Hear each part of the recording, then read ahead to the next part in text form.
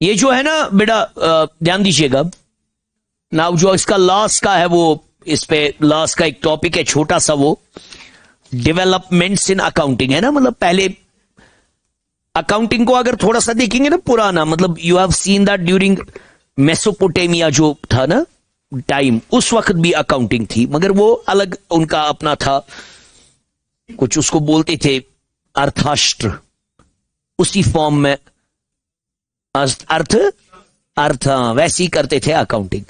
फिर असल में जो double entry system of accounting आई ना, ये आई 1494 में, जो इसका वो पाइनियर था लूका पाकियोली, क्लियर है, उसी ने वो अपनी एक किताब लिखी, इटालियन था ये, ठीक है बेटा, इसी ने लिखिए बेटा, डबल हेडिंग लिखिए developments in accounting, developments in accounting, developments in accounting, clear है बेटा।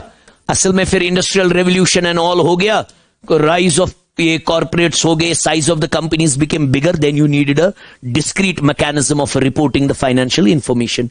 लिखिए बेटा, नहीं ऐसे लिखिए, ड्यूरिंग एंशिएंट पीरियड, पॉइंट्स में कहीं पे आपको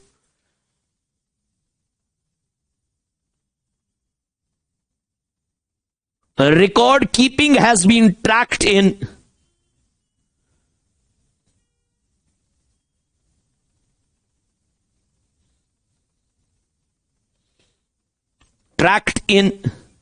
मेसोपोटेमिया।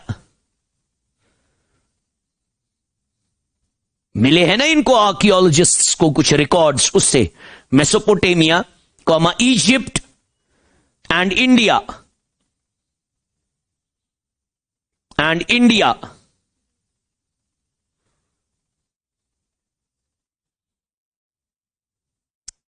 इसके बाद दूसरा पॉइंट इसमें लिखिए, काउटिलियाज। आप हिस्ट्री मेरे से बेहतर जानते हैं, मैंने कभी पढ़ी नहीं है। काउटिलियाज अर्थशास्त्र इनको ये मिले थे,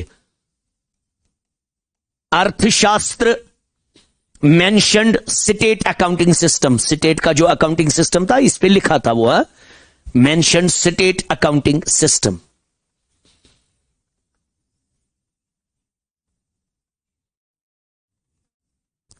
अर्थशास्त्र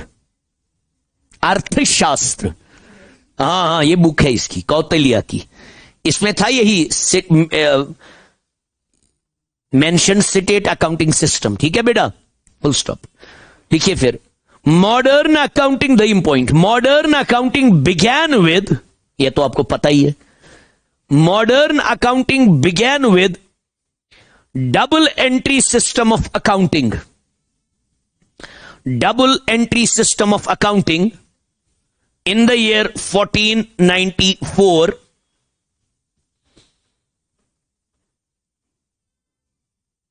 comma, as Luca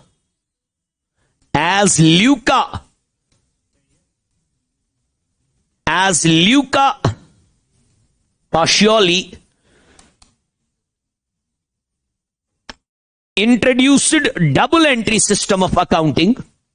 ये इसका, इसी को फादर ऑफ अकाउंटिंग बोला जाता है, ये याद रखिएगा। ल्यूका पाशियोली, कुछ पकौली पढ़ते हैं,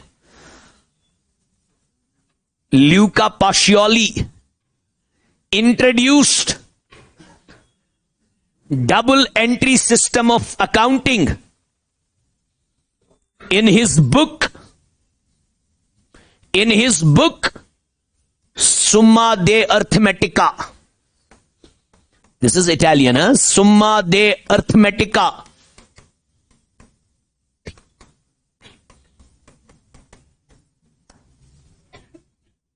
And he is known as the father of accounting. Father of accounting.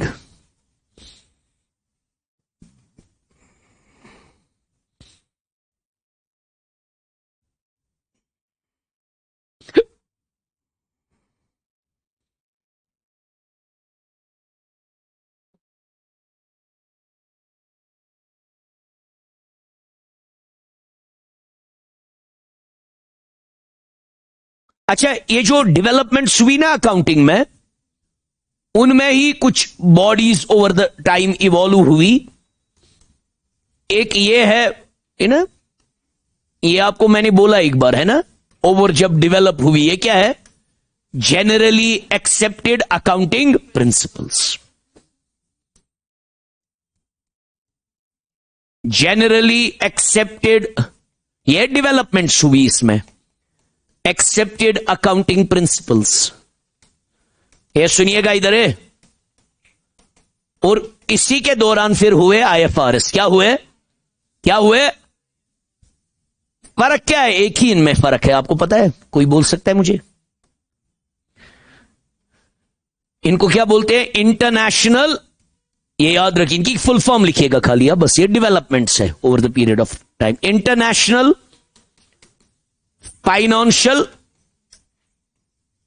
Financial reporting standards. Reporting standards, आपको पता है, कोई मुझे बोल सकता है बेसिक फर्क क्या है इन दोनों में, जिसने अकाउंटिंग कभी पढ़ी होगी? वो तो है, ये सारे रिपोर्टिंग में ही बेटी लगते हैं, ये सारे बेटी रिपोर्टिंग में ही लगते हैं, मगर बेसिक फर्क जो है वो क्या है, that I want to know, not from you people, someone who has already studied accounting ever.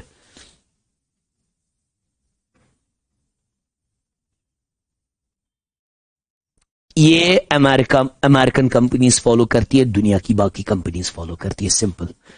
Clear है बेटा? लिखिए इसको, जो है ना ये गैप, इसमें लिखिए, पहले इसका लिखिए आईएफआरएस, नहीं गैप का पहले लिखिए। GAAP generally accepted accounting principle, आ सकता है वहां पे क्वेश्चन, इसीलिए मैं बोल रहा हूं। Gap generally accepted accounting principles provides accounting rules for companies, provides accounting rules for companies operating in United States of America, यही इसकी डिफरेंस है, हाँ? Provides accounting rules for companies operating in United States of America, and it's developed by, ये याद रखिएगा, ये आ सकता है वहां पे, गैप को किसने डेवलप किया? इसको बोलते हैं financial accounting standard board. Financial accounting standard board, please remember this, financial accounting standard board, FASB, financial accounting standard board, financial accounting standard board, ये याद रखिएगा, फाइनेंशियल अकाउंटिंग स्टैंडर्ड्स बोर्ड, ये एक एजेंसी है जिन्होंने over the period of time GAAP को develop किया, and it is used by companies which are operating in United States of America. लिखिए बेटा अब ये IFRS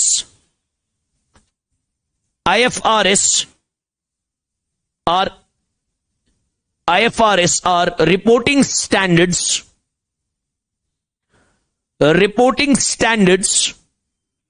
adopted by 140 plus countries, including Europe and Australia. In 140 countries, including Europe and Australia, and it is developed by, ये इसको किसने develop किया? FASB, इसको international ने, हाँ, yes, and it is developed by international accounting standards board, IASB, फर्क है यही, हाँ, international accounting standards board, international accounting standards board.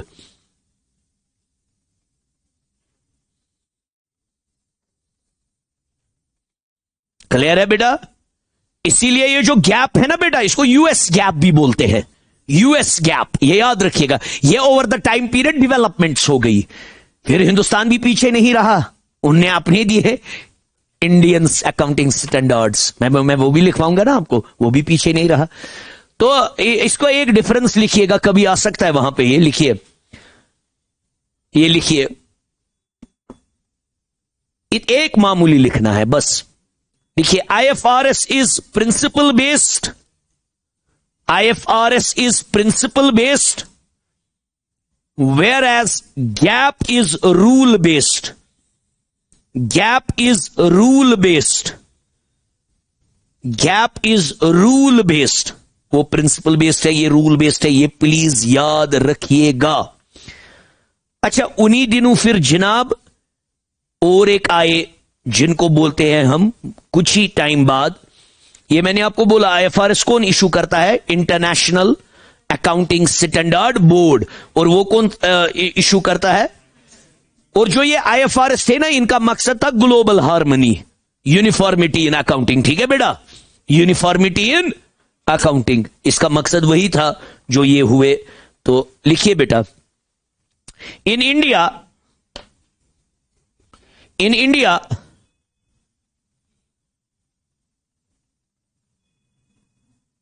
Institute of chartered accountants of India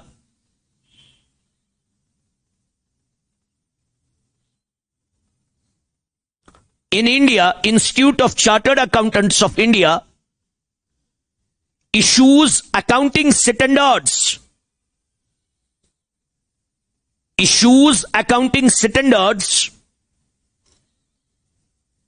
introduced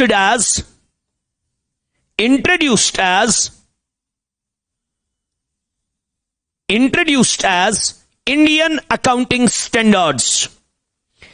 Indian Accounting Standards. Clear है बेटा? उसको bracket में लिखिएगा, इसको ऐसे लिखते हैं इंड एएस, जैसे वो थे generally accepted accounting principles, international financial reporting standards, Ind AS, Indian accounting standards, Indian accounting standards. Clear है बेटा? तो ये बिल्कुल सिमिलर है ये आईएफआरएस के, बिल्कुल लगभग सिमिलर ऑलमोस्ट। तो ये इनको जरूरी ये करने होते हैं। और किसने इशू ये किए? इंडियन चार्टर्ड अकाउंटेंट्स, ये accountants of India, institute of chartered accountants of India ने इशू किए। क्लियर है बेटा? क्लियर है बेटा? Over the period of time फिर और अकाउंटिंग डेवलप होती गई।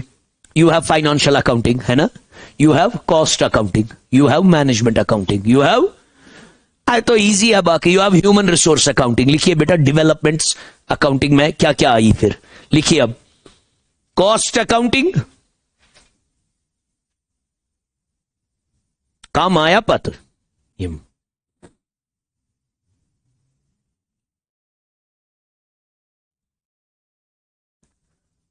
मैनेजमेंट अकाउंटिंग,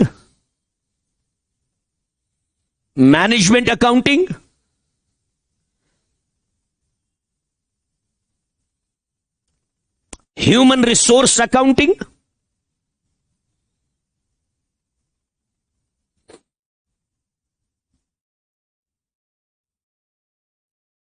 सोशल अकाउंटिंग,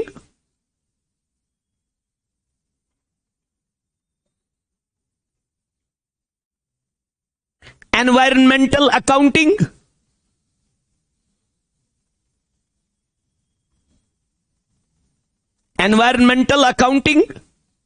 जो कार्बन इमिशंस देखते हैं कितने आप रिलीज करते हो, आपको आया समझ? That's environmental accounting. Forensic accounting,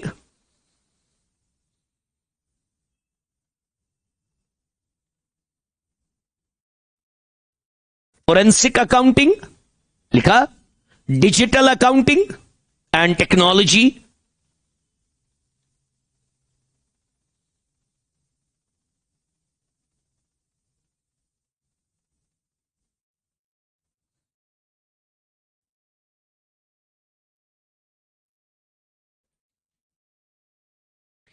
अब जो इसमें एक दो है जो आपको पता है तो कुछ पता नहीं है। जो ये है ना फोरेंसिक अकाउंटिंग, बेटा इसके बारे में थोड़ा सा मैं आपको बोलूंगा, और एक दो के बारे में जो आपको लग सकता है वहां क्वेश्चन आ सकते हैं। फोरेंसिक अकाउंटिंग, अच्छा और एक लिखिए, sorry I forgot, inflation accounting, वो भी बोलूंगा मैं। फोरेंसिक अकाउंटिंग,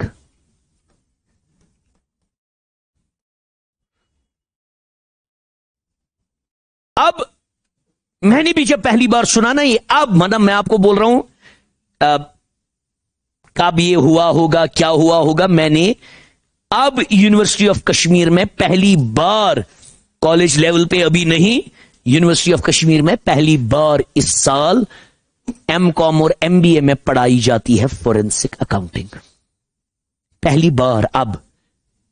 मगर जब मैंने ये पहले सुना ना, ये फोरेंसिक अकाउंटिंग, क्या ये फोरेंसिक अकाउंटिंग, हिमाचल जो फोरेंसिक एजेंसीज होती हैं उनकी अकाउंटिंग, जब ना I heard it, then I read forensics क्या होते हैं असल में। अगर यहां पे मैं मर्डर करूं किसी का, फिर क्या आएंगे forensics, they will take the lab specimens, है ना।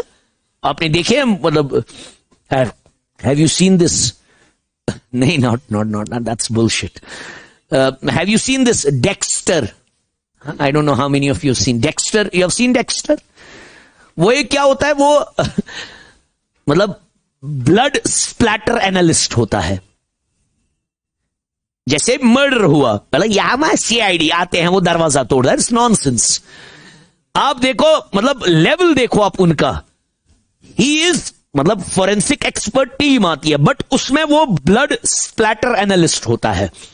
जब मारा है किसी को, खून कैसे बिखेर गया है, उस पर वो एनालिसिस कर रहा होता है, फिर वो अपनी रिपोर्ट्स दे रहा होता है, क्या हुआ है, कैसे मर्डर हुआ है, वो हो गया एक। And have you must have read about that now very famous detective, that's more of a detective, they also do the forensic team को वो भी हेल्प करते हैं, जो वो होते हैं, उसमें वो है Benedict कमरबैक, he is the actor, what is the name of that, बहुत मशहूर है वो, शेरलॉक होम्स सुना है ना, उसी पे एक ड्रामा सी, but you should watch that whenever you get time, you should watch Sherlock, वो भी एक ऐसी होता है। वो क्या करते हैं जरा मुझे बोलो, what they do when they go to a crime scene, what they do, they pick up clues, they pick up in order to catch the culprit, what has happened. That is same with you do with forensic accounting. You try to detect the frauds, that's what forensic accounting is all. मतलब your main motive is detection of the frauds, detection of the frauds. लिखिए बेटा, आया समझ अब? It's kind of a financial audit but super specialized than that. You want to detect the frauds. मतलब अब forensic experts आए हैं ताकि फिर कोर्ट में ये यूज हो जाए, ये रिपोर्ट, आया समझ? फिर फ्रॉड का क्या, उस हिसाब से लिखिए बेटा। ये ख्याल रखिएगा, मेन इसका है ताकि कल को हम कहां पे यूज कर सके, कोर्ट में, मेन इसका वही है। लिखिए, forensic accounting is the application of accounting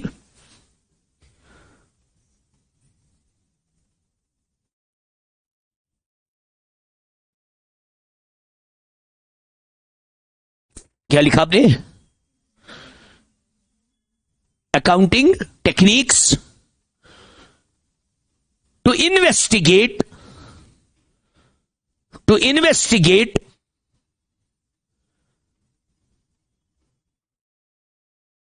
financial frauds, to investigate financial frauds and financial crimes, and then एक मेन इसका ये है, and then present the findings and then present the findings so that they are suitable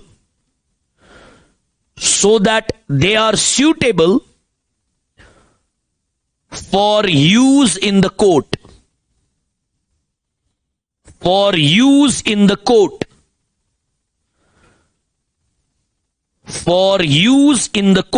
see main difference क्या है फिर इसका audit के साथ, and how do you differentiate it with the audit? जो ऑडिट होता है वो चेक करता है फेयरनेस ऑफ द अकाउंट्स, ये फेयरनेस नहीं देखता, इसका मकसद ही होता है फ्रॉड्स देखना। लिखिए, ऑडिट ना ऐसे लिखिए, ऐसे सॉरी ऐसे लिखिए, the objective of audit, financial audit लिखिएगा, the objective of financial audit is to check fairness of accounts, fairness of accounts and it is routine and periodic. ये जरूरी करना ही करना है, इट्स मैंडेटरी है बेटा। It is routine and periodic. एक जो वो होती है ना, वो इसको बोलते हैं हम जनाब, what is that called, corporate governance.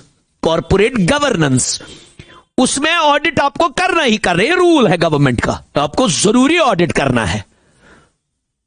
Banks के ऑडिट हो जाते हैं, क्लोजिंग पे ऑडिट्स हो जाते हैं, ऑडिट जरूरी है। यह जरूरी नहीं, ये तब होगा you have to investigate the crime. कौन सा? Forensic accounting. ऑडिट तो करना ही करना है। लिखिए नीचे कॉमा करके लिखिए इसको, while as forensic accounting, while as the objective of, while as the objective of forensic accounting is to detect fraud,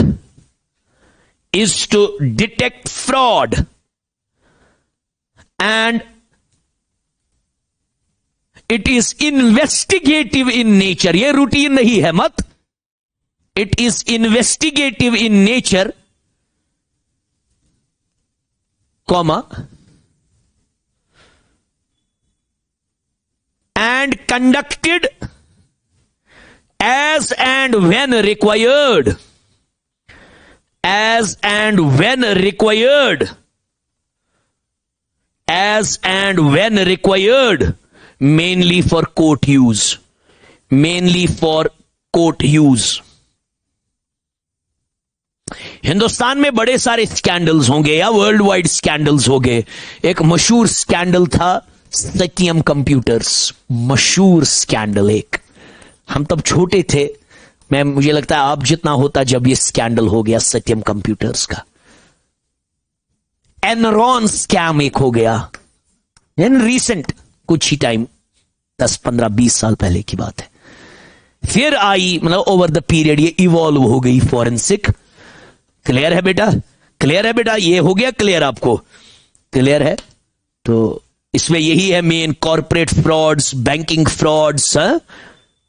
लिखिए बेटा, forensic accounting is used in कहां कहां यूज होती है? Corporate fraud cases, corporate fraud cases,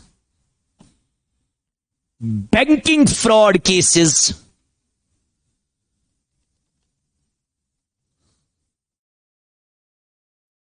अभी आप shock हो जाओगे ये कहां पे भी यूज होता है। Tax evasion cases, tax evasion है ना, किसी ने चोरी की टैक्स की। इंसॉल्वेंसी एंड बैंकरप्सी, अगर किसी को दिवालिया निकल गया फिर देखना एसेट्स वेसेट्स चेक करना क्या है, चोरी मत रखे हैं एसेट्स, आया समझ? इंसॉल्वेंसी एंड बैंकरप्सी, देवोल काढून बैंकरप्ट हो जाना, इंसॉल्वेंसी एंड बैंकरप्सी केसेस। अभी आप परेशान हो जाओगे सुन के। Next, divorce settlements, divorce settlements. लग रहा है क्या अजीब लग रहा है ना, मगर है ना। क्यों? आप इमेजिन करो ना, बिल गेट्स जैसे आदमी का डिवोर्स हो गया, मोहम्मद साहल डिवोर्स है, हाँ उसका तो हो भी गया ना, at the age of 85 he divorced the wife. या हार्दिक पांड्या का डिवोर्स हो गया, 12 करोड़ की घड़ी पहनता है, उसका डिवोर्स तो न्यूज में क्यों होगा? डिवोर्स में क्या इसका काम है? एलिमनी एसेट, यस, ब्रैकेट में इसको लिखिए, very good, wonderful wonderful, you tracked it down well. Bracket में इसको लिखिए एसेट ट्रेसिंग। एसेट ट्रेसिंग, छुपा के मत कुछ एसेट्स रखे हैं। एसेट ट्रेसिंग वो जबरदस्त इसका है फोरेंसिक अकाउंटिंग का, एसेट ट्रेसिंग। और ये मैंने आपको बोला कोर्ट रिलेटेड है, और इसमें कोई उतना मेन यही है इसमें जो मैंने आपको बोला अभी है ना, फोरेंसिक्स ये बड़ा आसान है, इसमें है ही नहीं। तो मेन क्या इसका है? फ्रॉड डिटेक्शन है ना। अच्छा, फोरेंसिक वर्ड का मतलब क्या है जरा मुझे बोलिए। What do you mean by the word forensic? मैंने आपको बोला ही नहीं। Anything which is suitable for court use, इसको ऐसे ही लिखेगा नीचे, suitable for court use. Forensic है ही, suitable for court use, suitable for court use.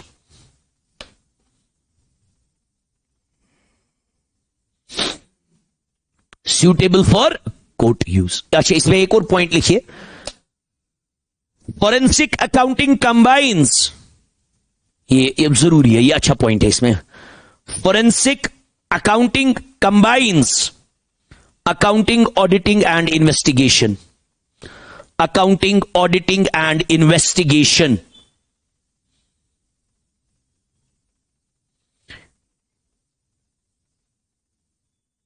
ठीक है बेटा. अच्छा, is it routine? No. Is it routine? Is it statutory? लिखिए, forensic accounting is not a statutory requirement.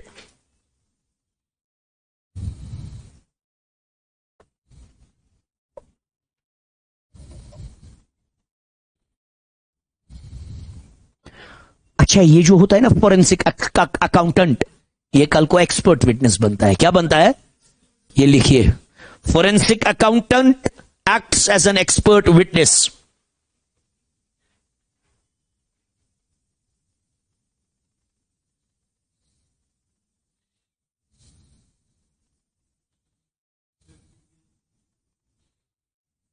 क्या? कौन सा?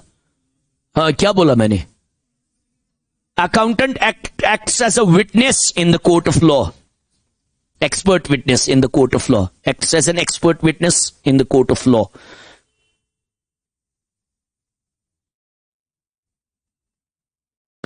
अच्छा, एक टूल यूज किया जाता है. अब उसमें उतना आपको नहीं जाना है, वो लिखिए, ये हाईलाइट कीजिएगा. The tool which is primarily used, the tool which is primarily used in forensic accounting, the tool which is primarily used in forensic accounting is known as Benford's law. Benford's law, ये एक important tool है for fraud detection. Benford's law. और ये reactive है ना, forensic accounting is reactive. ये मत routine है, जब होगा तब. और कॉर्पोरेट फ्रॉड्स में यूज होता है, मनी लॉन्ड्रिंग केसेस में यूज होता है, वो मैंने आपको बोला, एसेट ट्रेसिंग में यूज होता है. और जो ये फोरेंसिक अकाउंटेंट्स होते हैं ना, इनको लॉ की भी पता होनी चाहिए और अकाउंटिंग की भी. ठीक है बेटा, इसके उतने ये नहीं है ना, एमसीक्यूज ये आप कर भी सकते हो. क्लियर है? अब लिखिए, ह्यूमन रिसोर्स अकाउंटिंग.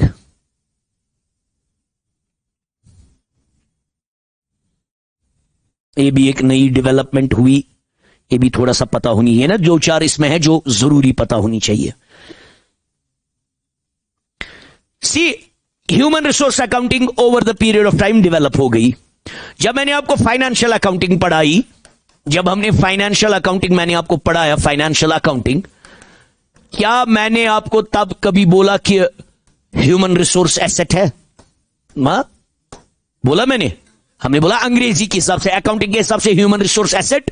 क्यों? Measurement concept. You can not measure the worth of a human.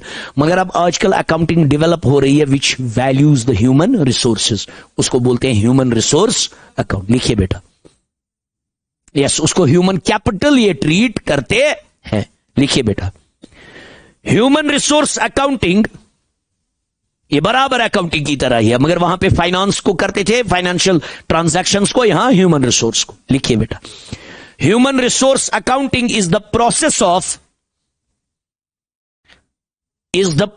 Of identifying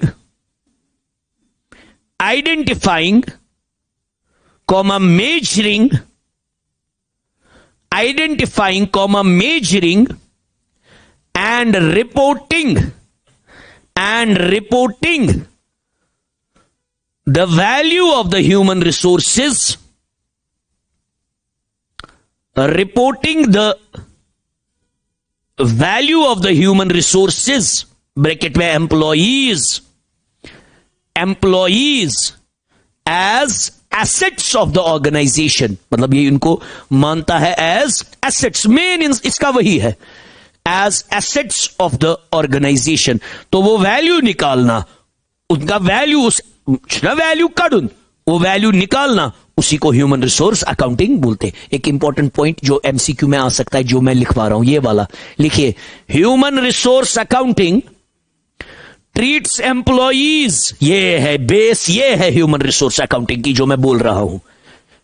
human resource accounting treats employees not merely as expenses, वैसे हम फाइनेंशियल अकाउंटिंग क्या मैं बोलते हैं, एक्सपेंसेस, सैलरी जो इनको पे कर रहे हैं, revenue expenditure, not merely as expenses but a valuable organisational assets.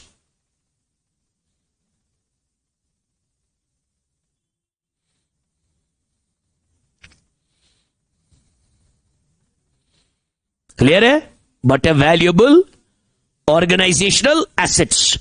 इसमें एक क्वेश्चन आ सकता है मेथड्स, उस पे क्वेश्चन आ सकता है, क्या कौन से मेथड्स है, इसके मेथड्स है, लिखिए methods of human resource accounting, methods of human resource accounting.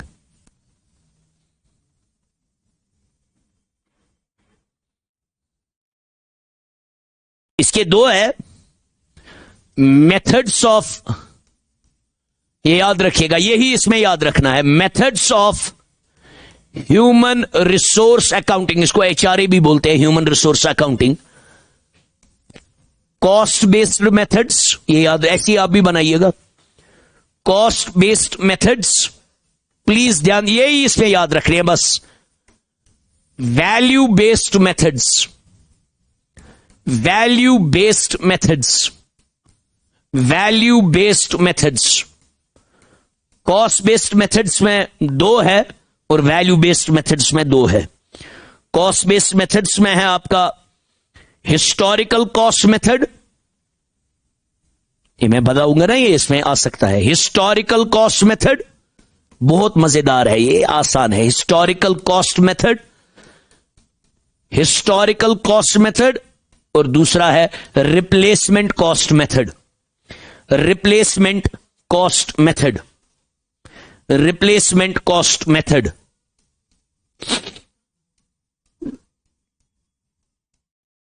Replacement cost method, replacement cost method. और जो आपके वैल्यू बेस्ड है, वैल्यू बेस्ड मेथड्स, वो भी दो है, present value of future earnings method, present value of future earnings method, ये याद रखिएगा प्लीज, फ्यूचर अर्निंग्स मेथड। और नेक्स्ट है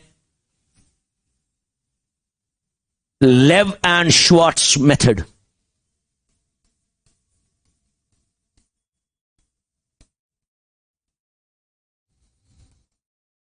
लेव एंड श्वार्ट्ज मॉडल, लेव एंड श्वार्ट्ज मॉडल। क्लियर है बेटा? अब इनके बारे में थोड़ा सा लिखिए, हर किसी के बारे में लाइन लाइन पाइगस्तान कुछ मेथड क्या कित कंचु वैल्यू कड़ा आया समझ, बस यही चाह रहे हैं इसके, ये याद रखने। ये कौन से हैं? कॉस्ट बेस्ड मेथड्स, ये कॉस्ट पे फोकस करते हैं, ये वैल्यू पे फोकस करते हैं, ये कॉस्ट के हिसाब से वैल्यू निकालते हैं, ये वैल्यू देखते हैं इसके बेनिफिट्स के हिसाब से, ये कॉस्ट के बेसिस पे निकालते हैं वैल्यू से। तुम्हें ट्रेनिंग पे कितना कॉस्ट लगा, तुम्हें रिक्रूटमेंट पे कितना कॉस्ट लगा, वही हो गया इसका वैल्यू। आया समझ? लिखिए बेटा, हिस्टोरिकल कॉस्ट मेथड, एक एक करके, एक एक लाइन सब पे। Historical cost method records actual cost of, records, अच्छा एक पॉइंट भूल गया मैं, वो ऊपर लिखिएगा प्लीज, एक पॉइंट मैं भूल गया, sorry.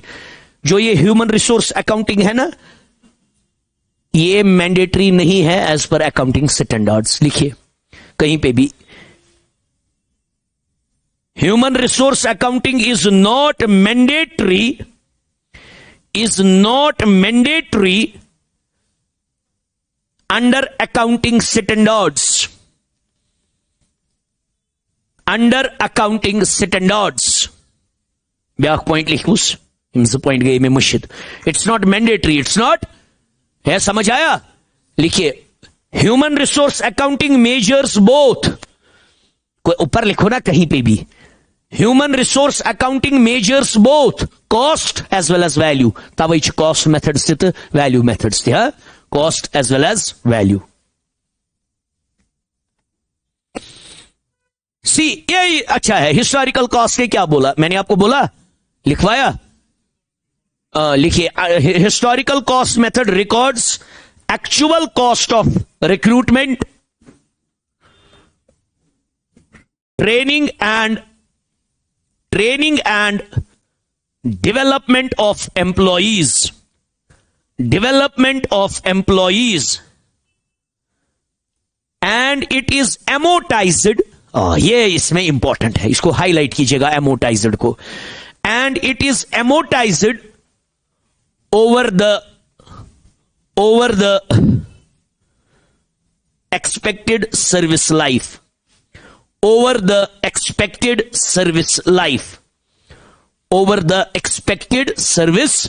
life over the expected service life clear है क्या बोला मैंने बस ये यहां पे आप बोलते थे मुझे निकालना है वैल्यू ऑफ ह्यूमन रिसोर्स किस मेथड के हिसाब से हिस्टोरिकल कॉस्ट मेथड से आप देखते हो इसकी ट्रेनिंग पे क्या कॉस्ट लगा इसकी रिक्रूटमेंट पे क्या लगा इसकी डेवलपमेंट में मगर ये एमोटाइज मींस खत्म होता है over the period of time क्योंकि वो बेचारा अपनी क्या देता है सर्विस क्लियर है बेटा ये लिखिए रिप्लेसमेंट कॉस्ट मेथड लिखिए अंडर दिस मेथड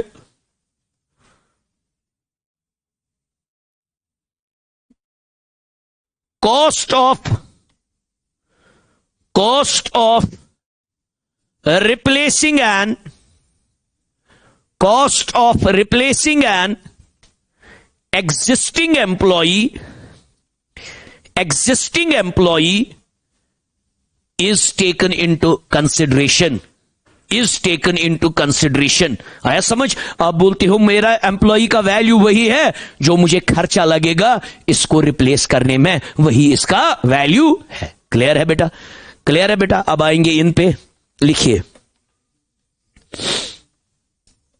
इस पे खाली लिखिएगा ये वैल्यू बेस्ड मेथड जो है लिखिए पहला वाला present value of future earnings method was proposed by Rensis Likert इसका नाम था Rensis Likert ध्यान दीजिएगा ये बोलता क्या है Rensis Likert and according to this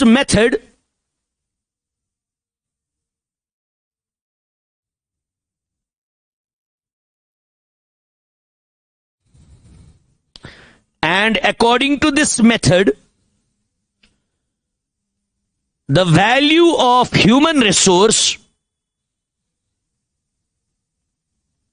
the value of human resource is equal to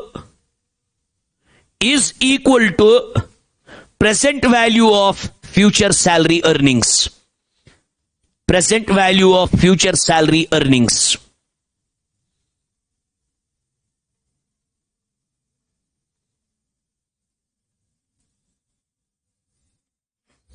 आपको आया समझ ये जो है ना एचआर है ये भी सोशल अकाउंटिंग के अंडर ही असली आता है कोई इंडियन अकाउंटिंग स्टैंडर्ड बोलता है हमें सोशल अकाउंटिंग करनी है ना ये याद रखिएगा कोई भी अकाउंटिंग स्टैंडर्ड आपको ये नहीं बोलता है क्या सोशल अकाउंटिंग करनी है कोई भी अकाउंटिंग स्टैंडर्ड ये नहीं कहता ये वॉलंटरी है अपना मर्जी है ये कोई स्टैट्यूटरी लिखिए नेक्स्ट चौथा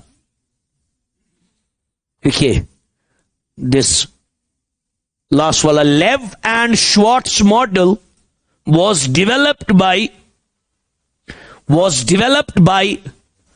Baruch Lev and ABA and Eba Schwartz SCHWARTS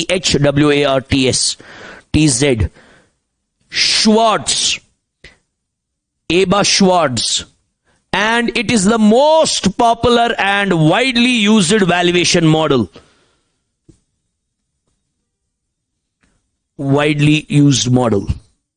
popular and widely used valuation model.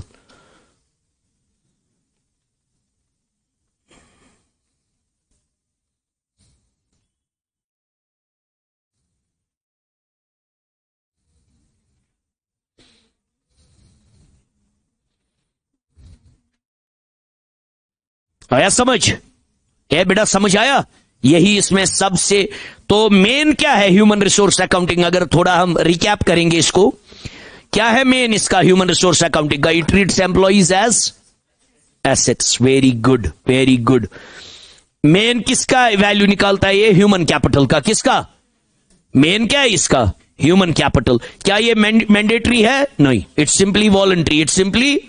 Very good. तो ये भी आपको पता है, वो भी आपको पता है। जो ये है, ये क्या है? वैल्यू बेस्ड मेथड्स है ना, वो है ये।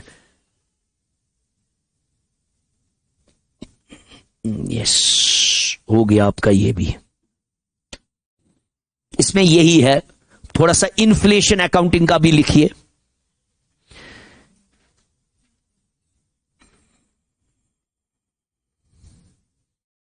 वो भी है, बिकॉज वो भी है इसका एक डेवलपमेंट। एनवायरमेंटल तो आपने उसमें पढ़ा है ना। एनवायरमेंटल किस में आपने पढ़ा? सोशल में। उसमें क्या देखते हैं? यही कार्बन इमिशंस। क्या देखते हैं? Very good.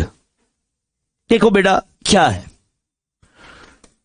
ये इंपॉर्टेंट है, ये आ सकता है वहां पे डेवलपमेंट्स में क्वेश्चन आ सकता है, या एचआरए पे क्वेश्चन आएगा, या फोरेंसिक पे तो क्या आएगा, वो तो डेड इजी है फोरेंसिक। या किस पे आएगा? इन्फ्लेशन। यस, कॉस्ट अकाउंटिंग तो आपको आता है। इन्फ्लेशन अकाउंटिंग देखिए क्या है, ध्यान दीजिएगा, प्लीज ध्यान दीजिएगा। ये पढ़ाते भी है अब मतलब ये इंक्लूड भी करते हैं इन द अकाउंटिंग। जो हमारी फाइनेंशियल अकाउंटिंग थी ना, उसकी एक बड़ी लिमिटेशन है, it ignores the rising price level, है ना। लैंड है, लैंड को वो लैंड के प्राइस पे ही लेती है, इन्फ्लेशन फैक्टर को वो इग्नोर करती है। तो इन्फ्लेशन अकाउंटिंग वही अकाउंटिंग यूज करती है, वही बैलेंस शीट यूज करती है, but adjusts it to the inflation in the market. बस इतना ही है, आपको है समझ? बस इसमें यही है, you are adjusting your financial statements to the rising price levels. समझ आया? लिखिए बेटा, inflation accounting is a method of accounting. Inflation accounting is a method of accounting that adjusts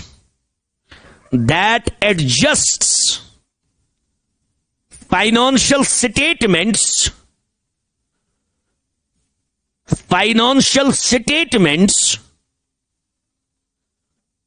to reflect the effects of rising prices.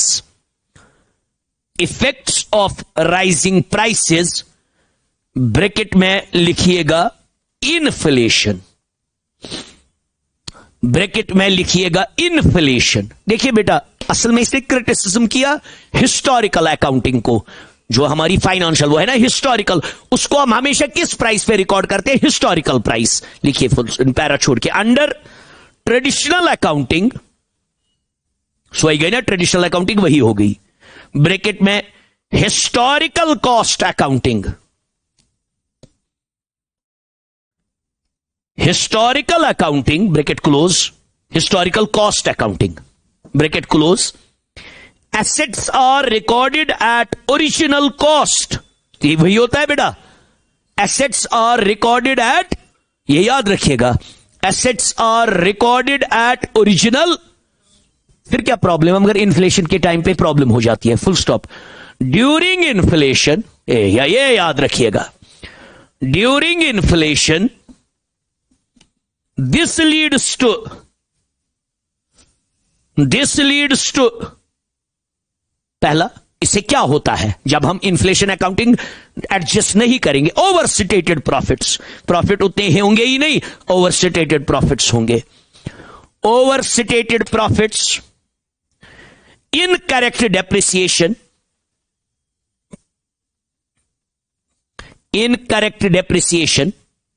And under and understated asset values, and understated asset values.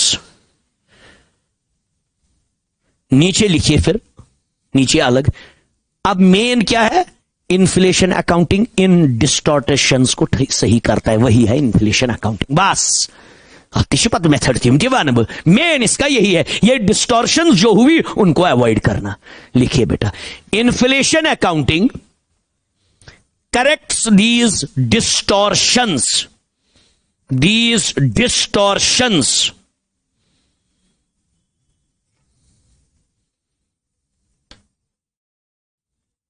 लिखिए बेटा, the main objective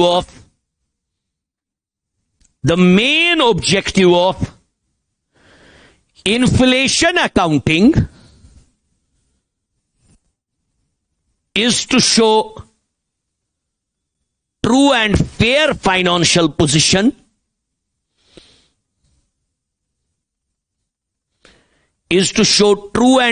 financial position, comma, provide realistic profit figures, comma, provide realistic profit figures. असली realistic profit, वही distortions खत्म करना, वरना ये कोई अलग अकाउंटिंग करनी, अकाउंटिंग वही है. Then you have to do apply the inflation accounting to adjust those financial statements to the general price rise. कुछ अलग करना, और ये भी मैंडेटरी कोई रिक्वायरमेंट, ये याद रखिएगा. क्या लिखा? And maintain capital in real terms, maintain capital in real terms. ठीक है, इसको भी लिखिए नीचे. Inflation accounting is not mandatory. Inflation accounting is not mandatory under Companies Act of 2013. ये जरूरी नहीं है. उसके बाद दूसरा पॉइंट, ये इंपॉर्टेंट पॉइंट है, इससे एमसीक्यूज निकल सकते. ये भी मैंडेटरी, ये लिखिए, ये वाला सबसे इंपॉर्टेंट पॉइंट है. इंडियन अकाउंटिंग स्टैंडर्ड, हम वही फॉलो करते हैं ना, Indian as. Indian accounting standard does not require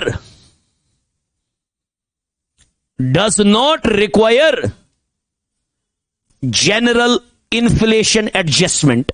कोई जनरल इन्फ्लेशन एडजस्टमेंट करनी नहीं है, कोई नहीं, कुछ नहीं करना है. हां, मगर एक केस में ये नहीं बोलता है कि आप इन्फ्लेशन एडजस्टमेंट करो. जनरल इन्फ्लेशन कॉमा एक्सेप्ट ई वाला except for hyper inflationary economies. हां, अगर हाइपर इन्फ्लेशन हो जाएगी तब करनी है adjustment. Except for hyper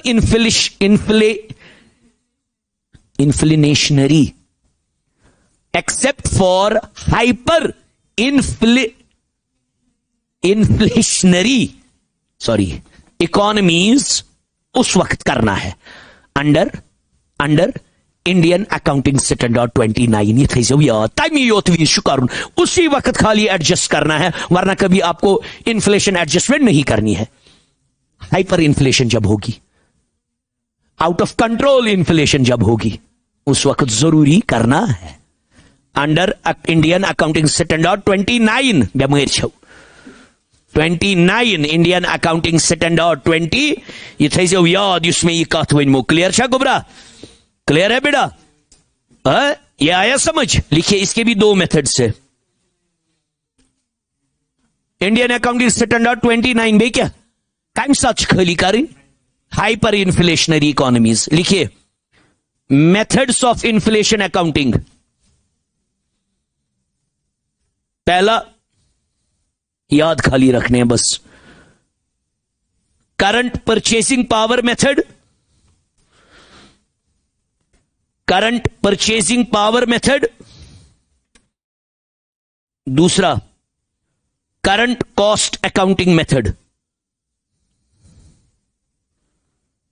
bracket में इसको लिखिएगा रिप्लेसमेंट कॉस्ट अकाउंटिंग मेथड. दूसरे को current cost accounting method, bracket में इसको लिखिएगा रिप्लेसमेंट कॉस्ट अकाउंटिंग मेथड।